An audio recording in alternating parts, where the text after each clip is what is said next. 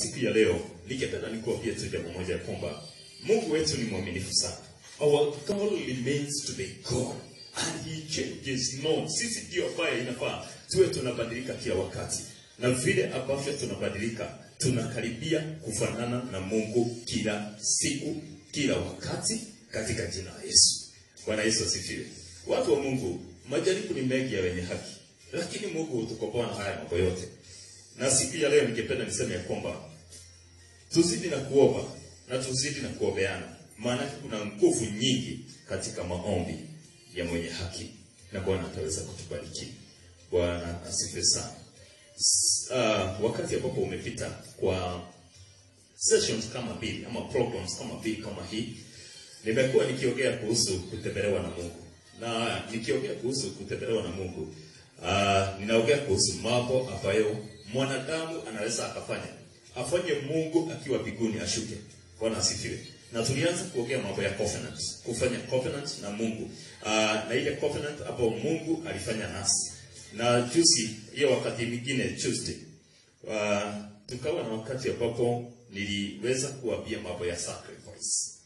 Na nikawaambia kwamba sacrifice ina nguvu nyingi. Sacrifice ilifanya Mungu atoke mbinguni, atembelee Solomon usiku, akamuuliza ni kitu gani anataka. Hata hakutaka kujua ile mambo ambayo walikuwa wameomba.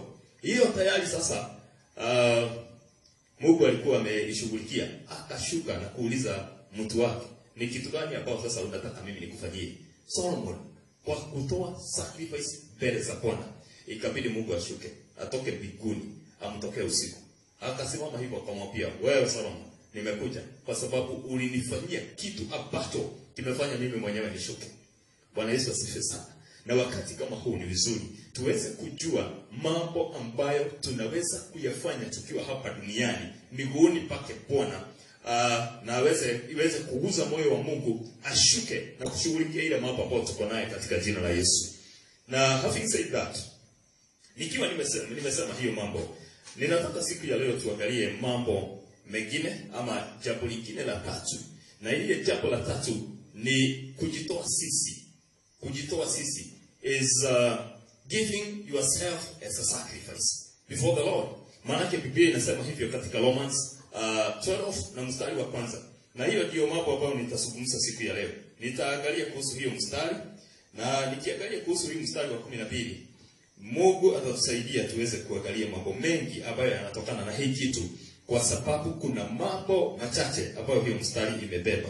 Na ninataka nisome sasa ndio tuweze kuendelea. Romans 12 mstari wa kwanza. Nikitoka Romans 12 nitaenda katika kitabu ya Jonah chapter 3. Kwa hiyo jitayarisha na hiyo mambo, weka kalamu na notebook yako mahali karibu, maana ninajua ya kwamba kuna mambo ambayo nitafundisha na yatakusaidia sasa na wakati ambao unakuja katika jina la Yesu. Kwa wale ambao umeingia mara ya kwanza, naitwa Pastor Ben. Na Mungu ataweza kutubariki. Mstari huo unasema hivi: I beseech you therefore, brethren, by the mercies of God, that you present your bodies a living sacrifice. That is number 1. A living sacrifice. Number 2, holy. And number 3, acceptable before the Lord. Bwana asifiwe. Nataka nisome kwa hii version nyingine hapa. Biblia inasema hivi: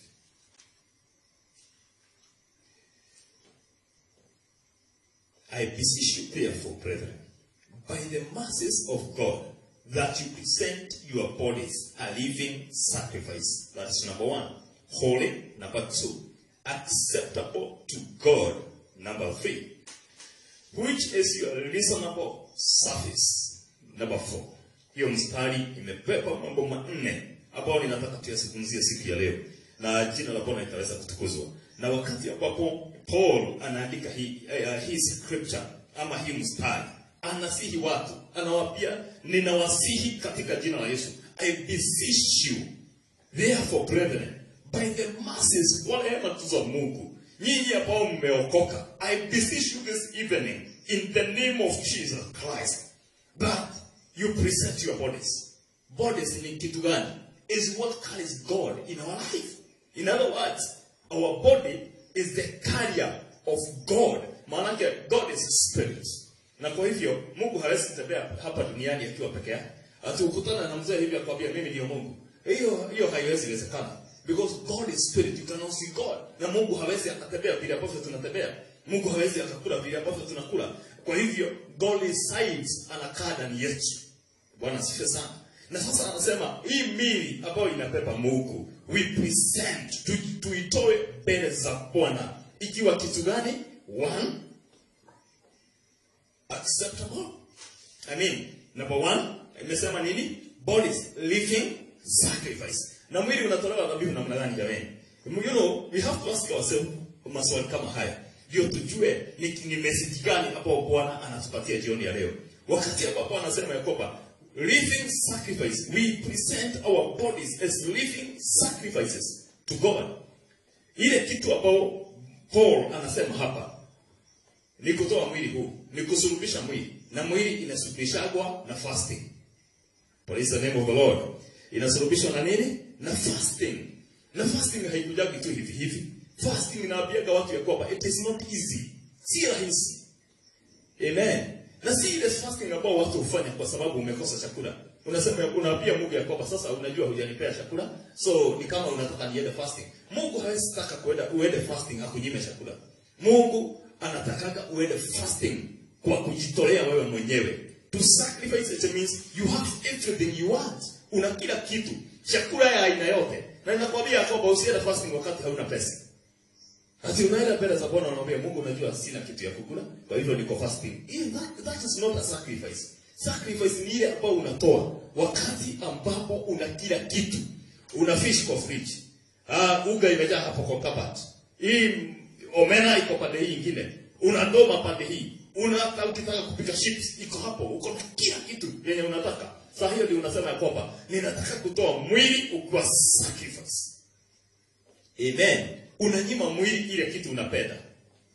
Praise the Lord. Unanyima mwili chakula. Maana yake hii mwili, hii nyama tunajenga na chakula. Praise the Lord. Na kwa hivyo wakati ambapo umetoa mwili ukiwa sacrifice through fasting, inasababisha sasa mambo mengine yafuate. Bwana asifiwe sana. Kitu ambayo inafuata inaleta holiness. Amen. Na hapa hiyo ingine inafanyanga nini?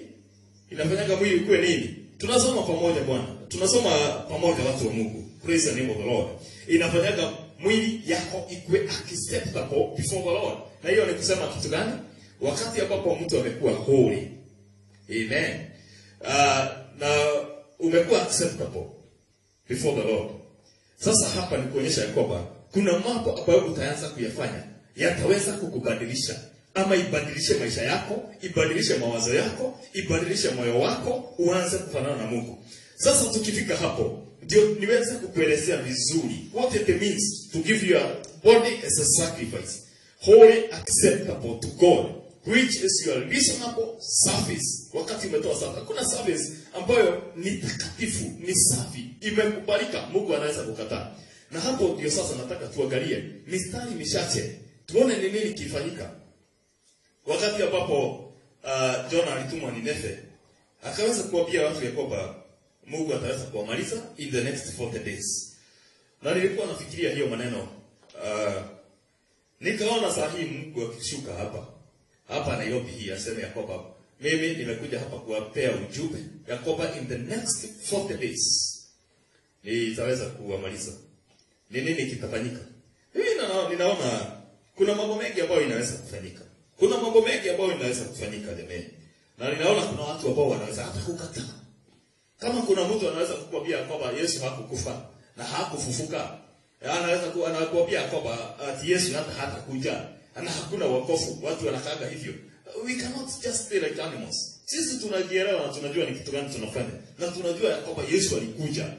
Na mtu akitaka kudhibitishwa hiyo maneno, unaweza nipigia simu nitakwambia ukweli wote wa hiyo mambo. Bwana Yesu asifiwe sana. Sasa nataka nikuulize, ukisikia Yesu anataka kukuja in the next 40 days, Na hii si kukuja kuzuri. Hapa Mungu hakuwa anatembelea Nineve kwa uzuri. Alikuwa amesema ya kwamba hii city, the great city of Nineve. Na wapendwa, hata niwaambia kwamba Nineve ilikuwa a big city. City ambayo mzee kama Jonah alitembea siku 3. Hiyo ni kusema ya kwamba ilikuwa kama kilomita ngapi? Ile wewe unaweza tembea kwa siku moja. Unaweza tembea kilomita ngapi? One day. Mimi naweza tembea like 10 or 15. 10 or 15. Hiyo ni kusema it was ni kilomita kama 50. Na watu wa kitambo wangetembea zaidi. Kwa hivyo Jonah alikuwa ametembea kama 70 kilometers. Na kwa hivyo a city of 70 kilometers. Ni kusema ya kwamba ilikuwa kubwa. Ni karibu kutoka hii Nairobi ufike Naivasha. Na kwa hivyo ninataka nikuambie ya kwamba haikuwa rahisi. Hata kupokea huu ujumbe kama huu haikuwa rahisi. Lakini vile ambavyo unapokea ujumbe wa Bwana ndio ina determine ile result ambayo itakuja. Bwana Yesu asifiwe sana. Na tukianza kusoma mstari wa 4, Biblia inasema namna hii. And Jonah began to enter the city of the first day walk. Then he cried out and said, Yet 40 days and Nineveh shall be overthrown.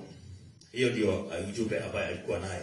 Na kwa hizo siku 3 ambazo Jonah alitembea Nineveh, hakubadilisha ujumbe. Hakuenda akawaambia kwamba sasa nimesema ya kwamba the city will be overthrown. Sasa ninataka niwaambie ujumbe aina nyingine, ama niwaambie maneno mengine ya kwamba God will prosper you. God will make you great. God will do this and this. No, he did not change the message. There is always a message of your season.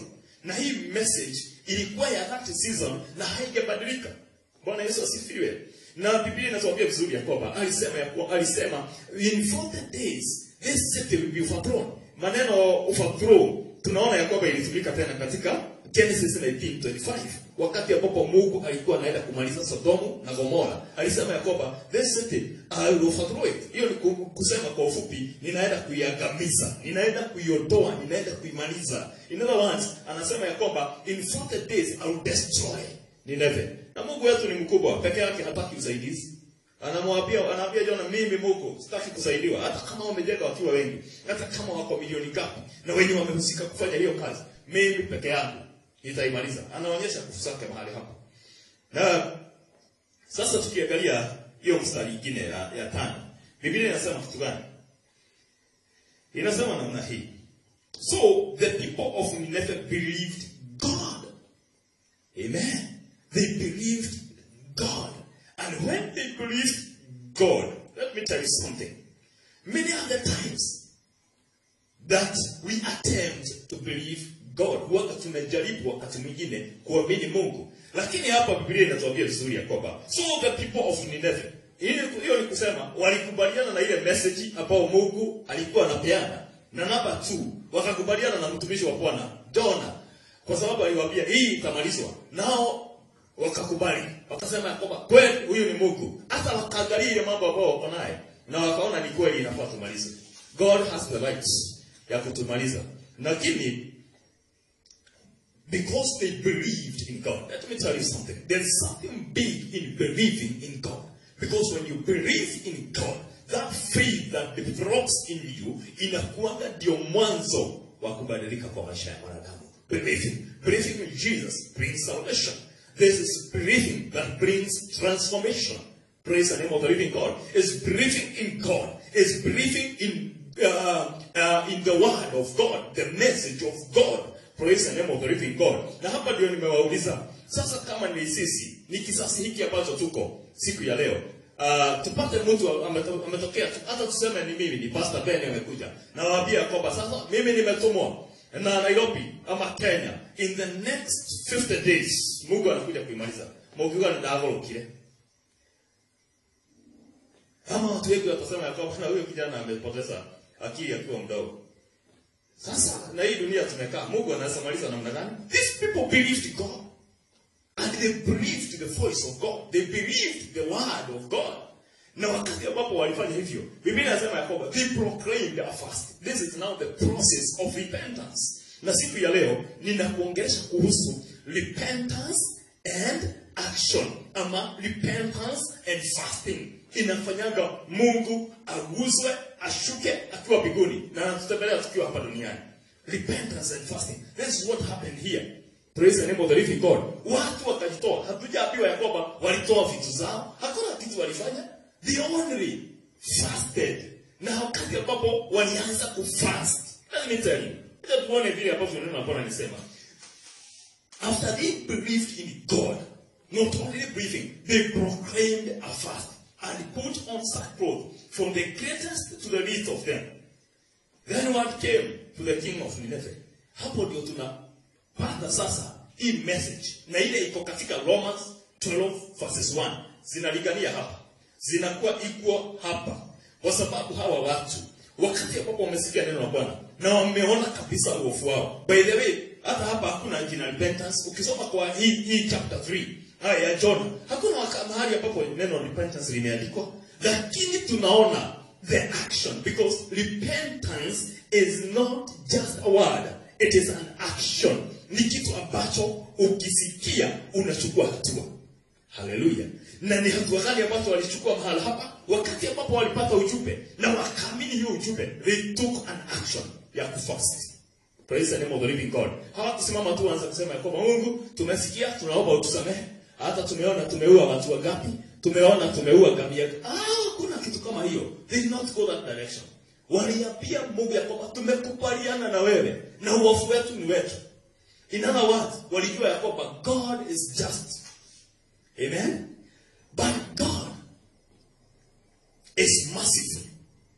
And God is full of kindness. That is something else ambao hawa watu walijua. Na hiyo ukitaka kuona, utasoma hii mstari wa nini? Mstari wa 9. Wanasema ya kwamba Mungu wetu anaweza kugeuka, akumbuke rehema zake, atuondolee hii hasira. Lakini kabla hiyo kitu ikuje, kabla Mungu aanze kuzungumza, kuna mambo ambayo sisi inafaa tuyafanye. Bwana Yesu asifiwe sana. Hapa walianza kurepent. Na repentance nimesema ya kwamba it's not just about, most of the times ambazo tumechukua the word repentance kama ni neno tu. Wacha tu tuende mbele za Bwana tutubu. Kama tumekuja pale zako, tunajua wewe una rehema nyingi. Casually. Hii si hivyo. Hii ni repentance ambayo inaongezwa kitu kingine ndani yake. Na wakati ambapo mtu amerepent, repentance, true repentance, ile ambayo mtu anajikosa kama vile ambavyo tunaambiwa hapa, they dress themselves in sackcloth. Hiyo ni kusema kitu gani? Ni kusema ya kwamba they rejected all earthly pleasures. Ama walikataa mambo yote ambayo ilikuwa inafanya nini? Inawafurahisha. Wakaenda mbele za Bwana. Na hiyo kitu kingine inasema ni kwamba they started mourning before God. After they have believed in God, they have proclaimed a fast. In other words, sasa wametoa mili yao kuwa sacrifice. Wametoa mili yao kuwa ibada mbele za Bwana. Wameenda katika hali ya kujitakaza. Now they're in the process of making themselves righteous before God. Ama kuwa wamesimama right with God. Bwana Yesu asifiwe sana. Let me tell you, there is a lot of power in repentance and also in taking action ya kutoa sacrifice umpatia Bwana. Manake this is what brings back the will of God, the purpose of God upon our lives. Wakati ambapo tumerepent, because wakati ambapo mwanadamu amefanya dhambi, anaendelea kuwa mbali na Mungu. Lakini wakati ambapo repentance imekuja, watu wamelia kwa sababu ya dhambi. Mimi sijui wewe ulilia siku ngapi kwa sababu ya dhambi ambayo umefanya. Ukalilia Mungu kabisa. Mpaka ukafast. Mimi kuna wakati mmoja ambao nilifanya hivi. Na Mungu alihakikisha ya kwamba amenipeleka prayer center yenye unaenda ukiwa partial fasting. Ni partial ama ni regular fasting. Unabeba sukari, unabeba chocolate. Lakini ukifika pale, Mungu anahakikisha ya kwamba sasa umeingia dry fasting. Kwa sababu hata kuoga ilikuwa shida. Kupata maji ilikuwa shida. Unajifikia maji kwa borehole. Imagine, umeingia fasting. Siku ya 3, ya 4, ya 5. Ni dhambi unatubu. Peke yake hakuna kitu unaambia Mungu akupatie. Alafu unafuta maji 8 feet down, unafuta maji. Kuna mahali inafika unasikia sasa mwili imekwisha kufa. Bwana asifiwe. Na ile maji ambayo unashoka mahali pale, ukiweka kwa mdomo ni mshaka. Harufu yake, taste yake ni mshaka. Na kwa hivyo nini unafanya? Unaachana naye. Mimi by the way tulikuwa na mchungaji mwingine na wakati huo ilikuwa kitambo, sikuwa nimekuwa pastor. Lakini tulikuwa tunakaa na mchungaji. Nikampea zile vitu. Nilikuwa na sukari nusu.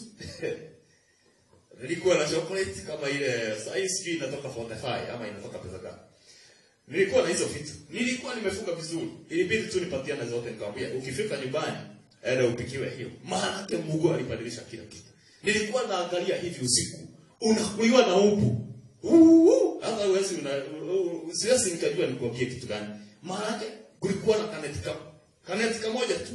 Sasa hiyo neti tulikuwa tunakatakatana. Tunagawana. Mtu anajifunika kichwa peke yake. Miguu, mikono. Na hii mwili ingine yote inakuliwa na huku kama kitu kingine na uko fasting. Ukiamka asubuhi, ohana kama ndio wetone tu hapo. Lakini hiyo ibada inakuwa powerful. Na hapo Mungu alitokea. By the way, ile siku ambayo nilikuwa namaliza fasting, nilisikia sauti nyingi sana zimeokea. Na nilikuwa ninajua kabisa ni kitu gani ambacho ninakifanya. Na sasa hapa, these people, they realized that repentance is not a word, it is an action. Ni hatua ambayo unachukua ya kubadilika na kubadilisha mwili wako na maisha yako ndio uweze kufuruta Mungu. In other words, repentance is what brings transformation of our mind, of our heart, our attitude, our progress with God. Na kuna uwezo sana wakati ambapo mtu amekubaliana na Mungu. Wakati mwingi we give excuses. Excuses is not equivalent to repentance. We justify ourselves. Tunaambia Mungu ya kwamba hata Mungu ukiangalia hapo ungefanya nini?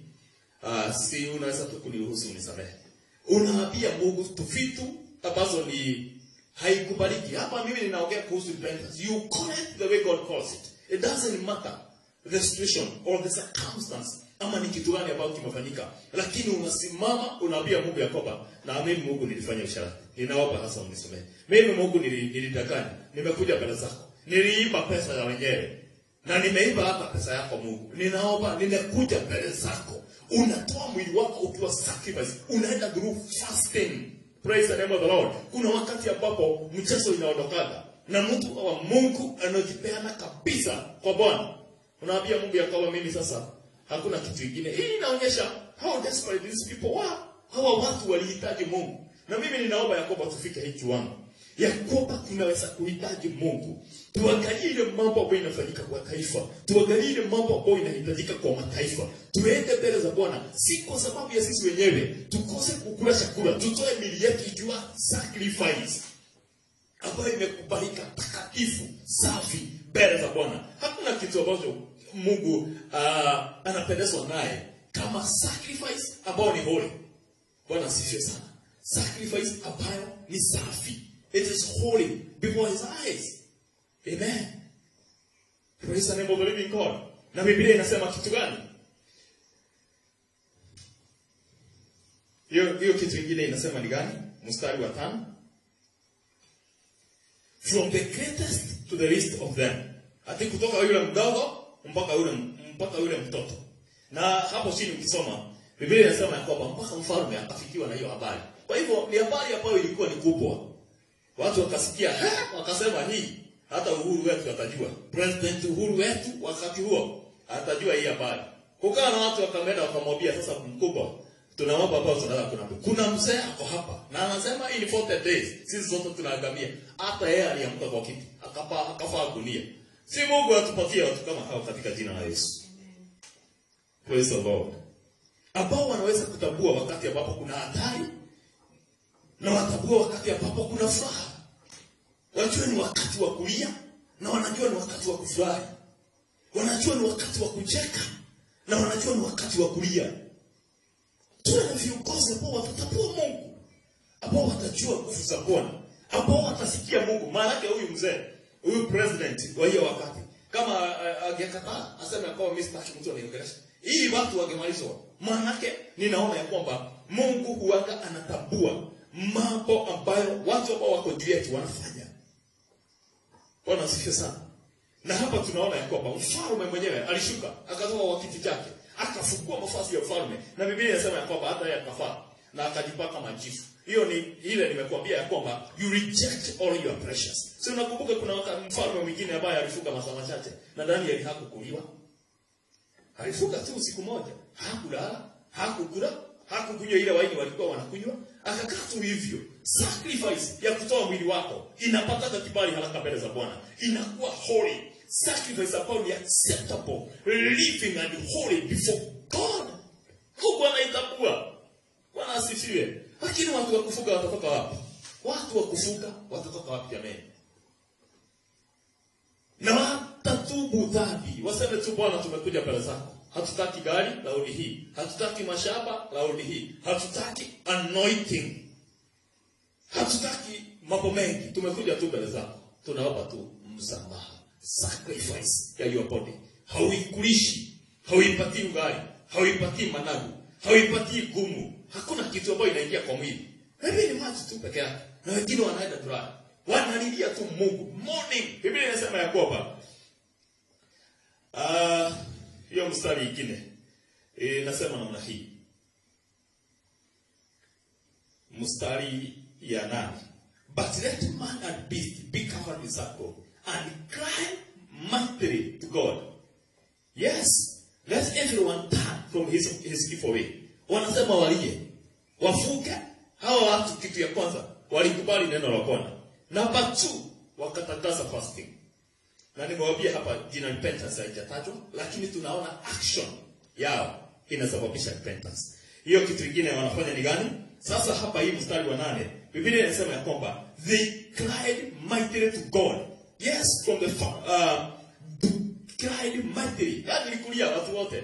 Sasa unapata watu wakubwa, unapata kina baba, hao wengine wote wanafuatana hapo. Wanalia tu na tugunia wamefaa. Wanaita Mungu. Wanalia kai. Mwali. Uko kuja utusaidie. Hatuna msaada mwingine. Ni Mungu gani ambaye hawezi akasikia kitu kama hiyo? Tazama hiyo picha. Taifa kama hii yote, watu 40 million tutokee mbele za Bwana. Katika fasting tuambie Mungu ya kwamba sasa tumekuja mbele zako. Hatukuli, hatukunywi, tumejitoa sacrifice sisi wenyewe kwa kutubu na Bwana tunaomba utuhurumie, tunaomba utushikilie huruma, tunaomba ututembelee, tunaomba utusikie. Kaegea mikono sana ataiko na utoibu. Haleluya. Na mstari wa 10 ndio nataka nimalizie naye. Biblia inasema then God saw their works which work repentance. Nimewambia repentance is an action. Kwa hivyo repentance ni kazi. Fasting ni kazi. Kutafuta Mungu ni kazi. Na Biblia inasema mstari wa 10, Mungu akaona their works, that they turned from their evil way, and God relented from disaster that he has said he would bring upon them, and he did not bring it. Ndio mwake anarudia. Hivyo ndivyo Mungu alifanya. Aliona kazi yao. Sasa niambie kama wangetembea tu kwa street na suti na tai na habari na laptop wakisema Mungu tusikilie huruma, Mungu tusikilie huruma, anatembea pale hii, anatembea pale hii ingine. Hao watu walijua, they knew what to do with God, they knew what to do. Mungu ashuke atatendea maisha yao. Na ile kitu walifanya, Mungu alishuka ama hakushuka? Mungu aliwatembelea ama hakutembelea? Aliondoa pigo ama hakuondoa? Tunahitaji kufanya mambo kama haya. Wakati kama huu watu wa Mungu, it is not time to sleep. Na nataka nikuambie the city of Nineveh, watu walikuwa wamelala. They were insensible. They were deep in their sins. Lakini Mungu kwa sababu ya kitendo kama hiki alishuka akatembelea maisha yao. Akabadilisha hukumu, akabadilisha mambo, akabadilisha hali. Repentance plus action ya fasting inabadilisha mambo, inabadilisha mawazo ya Mungu. Praise the name of the living God. Haijalishi, it doesn't matter, kwa sababu Biblia inasema kwamba Nineve walikuwa wamefanya uovu mwingi, hata Kenya hatujafikia hapo, lakini they knew how to get back to God. Ninaomba ya kwamba tupate nafasi, watu wa Mungu, tunapata nafasi tu ya kujua ya kwamba tukiingia mbele za Bwana kwa kutubu dhambi zetu na kufunga kula na kunywa chakula, kula chakula na kukosa kukunywa, Mungu anashuka. Bwana asifiwe. Wale wote ambao mmekuwa katika hali ya fasting, mnajua Mungu anaongea sana. Na naomba Yakobo Bwana wabariki. Naombea neema jioni ya leo. Yakobo mtaweza kupata ufahamu zaidi wa mambo kama haya katika jina la Yesu. Ninawabariki wote katika jina la Bwana. Ninaombea neema katika jina la Yesu. Ninaombea kwamba Mungu akaweze kutembelea maisha yenu. Mungu akaweze kujifunua katika maisha yenu. Mungu akaweze kunyoosha mkono wake juu yenu katika jina la Yesu. Wale ambao mnasikia kwamba kuna uzito wa kiroho, ninatangaza katika jina la Yesu, I command your heaven to open in the name of Jesus. Na mpate breakthrough katika jina la Yesu. Pokeeni hiyo neema katika jina la Bwana. Pokeeni hiyo neema katika jina la Yesu. Mioyo yenu ifunguke. Spirit zenu zifunguke. Zianze kupatana na spirit ya Bwana. Tukutafute Mungu na mambo yatakuwa mazuri. Kanisa litafunguliwa. Economy ya taifa hii itafunguliwa. Maana God is merciful. God is merciful. That is his character. God is merciful. Our God is kind and he is faithful. Hata wakati huu atatusikia, ataponya watu ambao wanapitia hali ngumu, ataponya watu ambao wanapitia matatizo mazito. Oh, their destinies are uncertain, but we can stand on the gap. We can call upon the name of the Lord. Tulilie Mungu na tuite Bwana kwa sababu ya watu kama hao. Tutuko dhambi za taifa kama hili, kwa kujinyima kukula chakula, kwa kukosa kukunywa, tuende mbele za Bwana, kwa kutubu na kunyenyekea mbele za Bwana na kufujika mbele za Mungu, na Mungu wetu ataweza kututembelea.